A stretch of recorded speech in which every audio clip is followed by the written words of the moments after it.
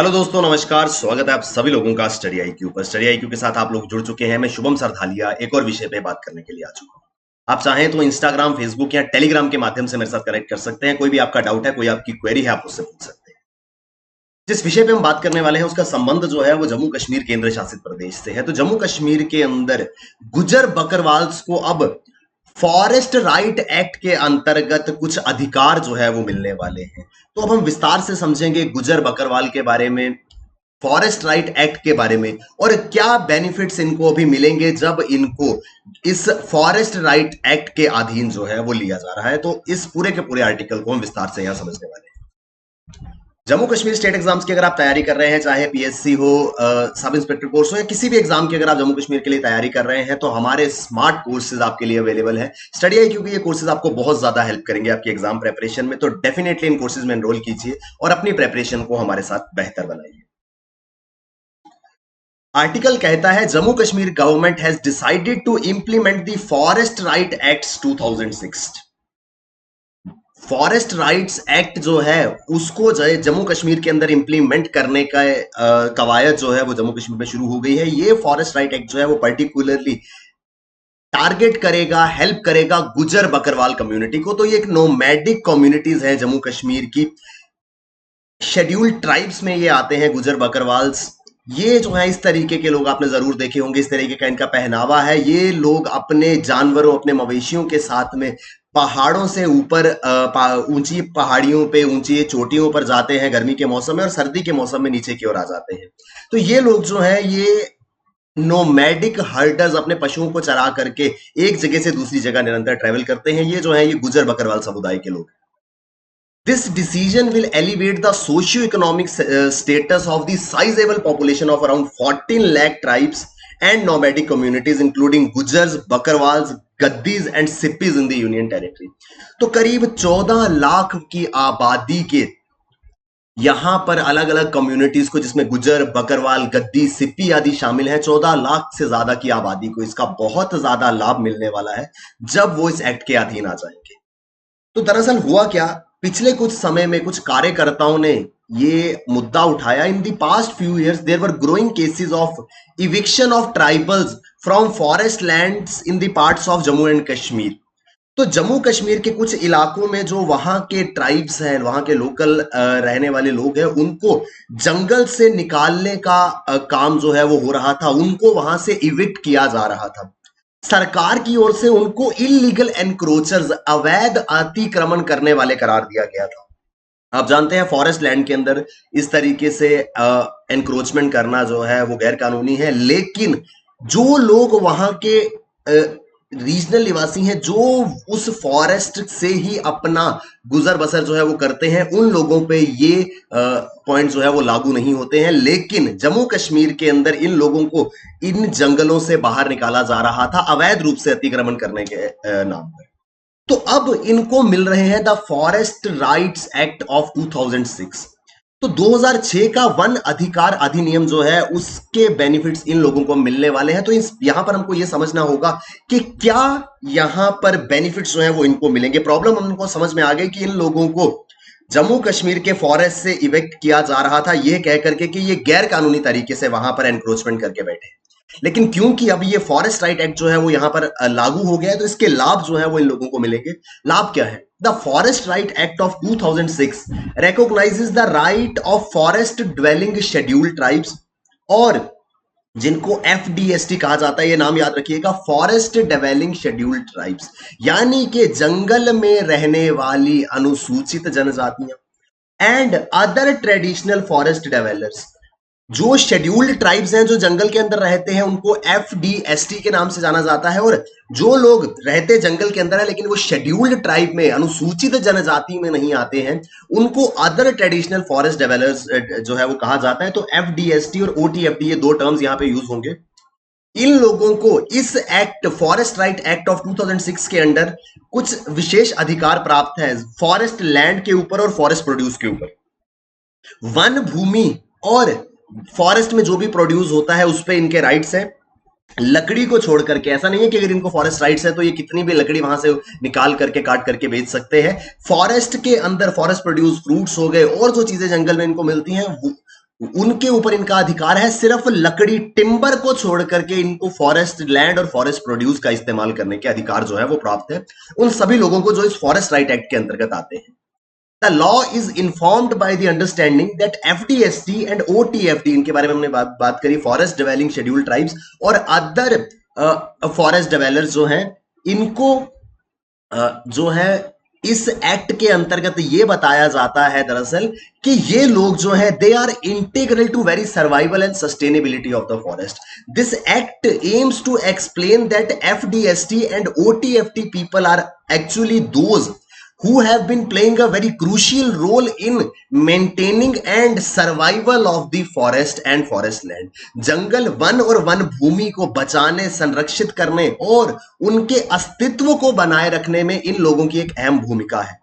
Therefore, the goal of forest conservation is served by letting them stay on their lands and not evicting them। तो ये law कहता है कि इन लोगों की बदौलत ये जंगल है, तो अगर हम जंगलों को बचाना चाहते हैं, संरक्षित करना चाहते हैं, तो वो इनको जंगल से निकाल करके नहीं बल्कि इनको वहां रहने दिया जाए, इनको वहां पर रहने की इजाजत दी जाए।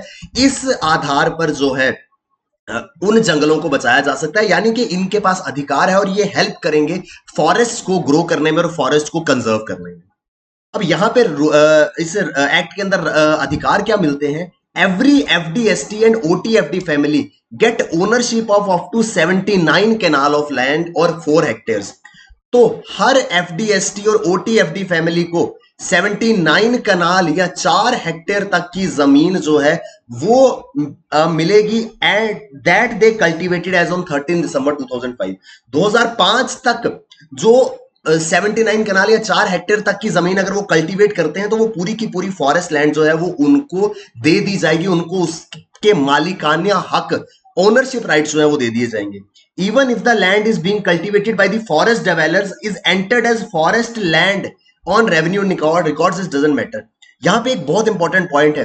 मान लीजिए कोई ये FDST या OTFD फैमिली है, वो जंगल के अंदर किसी जमीन पे कल्टीवेशन कर रहे हैं और रेवेन्यू रिकॉर्ड्स के अंदर वो जमीन जो है वो फॉरेस्ट लैंड के रूप में जो है वो मेंशन्ड है, उसको जो है वो फॉरेस्ट लैंड के रूप में रेवेन्यू रिकॉर्ड के अंदर जो है वो दर्ज किया गया है। फिर भी ऐसा नहीं है कि अगर वो फॉरेस्ट लैंड के रूप में रेवेन्यू रिकॉर्ड में दर्ज है तो उनसे वो जमीन ले ली जाएगी, कोई मैटर नहीं करता रेवेन्यू रिकॉर्ड में उसका स्टेटस क्या है। अगर वो 13 दिसंबर 2005 से इसको कल्टीवेट कर रहे थे तो उनको इसके ओनरशिप राइट्स जो है वो मिल जाएंगे, लेकिन मैक्सिमम सीलिंग है 79 कनाल का या 4 हेक्टेयर का।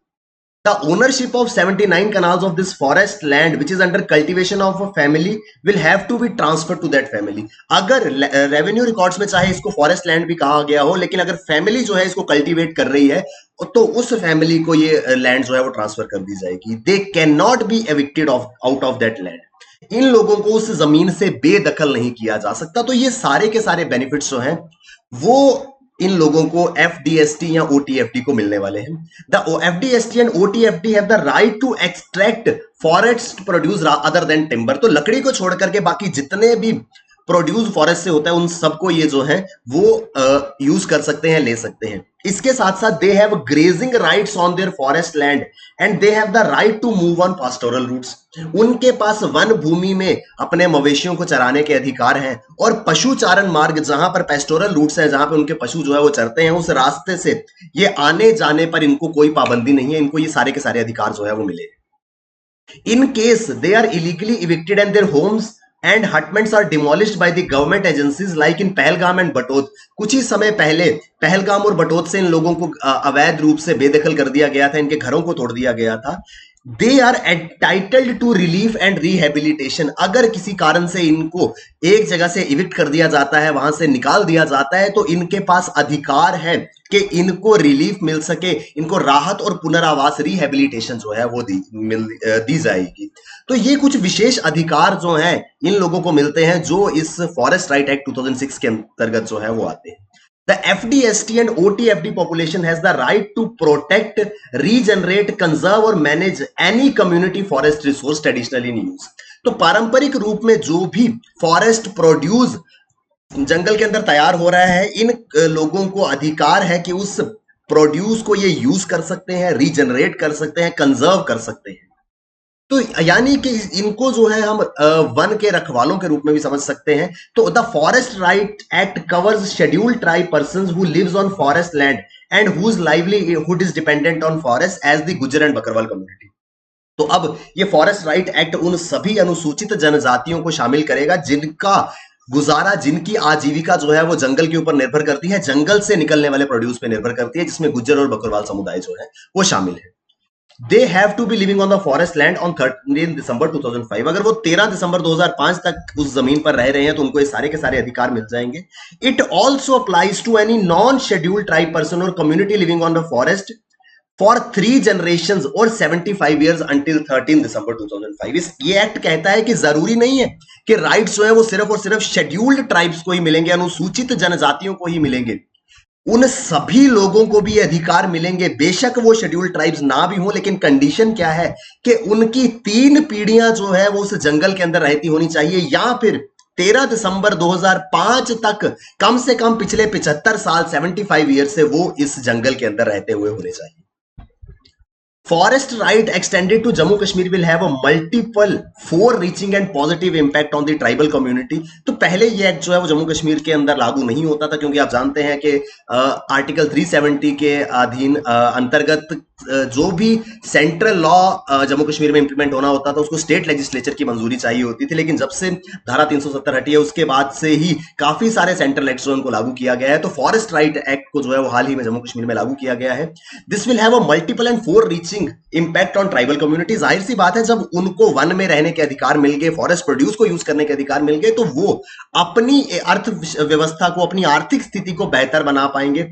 एंड बकरवाल, गद्दी, गुजर, ये सब ट्राइबल कम्युनिटीज हैं जो कि मेजर डेवलपर्स हैं और कंजर्वेटर्स हैं फॉरेस्ट के। तो ये वनों के प्रमुख निवासी भी हैं और उनके संरक्षक भी हैं, यानी ये वनों में रहते भी हैं और उन फॉरेस्ट को कंजर्व भी करते हैं। ये था दोस्तों पूरा का पूरा न्यूज आर्टिकल, जहां पर विशेष अधिकार जो है वो जम्मू कश्मीर के गुज्जर, बकरवाल, गद्दी समुदाय आदि को जो है वो मिलने वाले हैं। फॉरेस्ट राइट एक्ट 2006 के अधीन ये लोग जो है इनको अब कुछ फॉरेस्ट राइट्स के बेनिफिट्स जो है वो मिलेंगे। वो क्या बेनिफिट्स होंगे ये मैंने आपको बताया। आई होप हमको विस्तार से ये आर्टिकल जो है वो समझ में आया होगा। जम्मू कश्मीर स्टेट एग्जाम्स की अगर आप तैयारी कर रहे हैं तो बेहतरीन स्मार्ट कोर्सेज स्टडी IQ पर आपके लिए अवेलेबल है। ये कोर्सेज आपको बहुत ज्यादा हेल्प करेंगे आपकी एग्जाम प्रेपरेशन में, तो डेफिनेटली इन कोर्सेज में एनरोल कीजिए, अपनी प्रेपरेशन को हमारे साथ बेहतर बनाइए। थैंक यू वेरी मच दोस्तों, all the best, keep working hard, bye bye, take care, जय हिंद।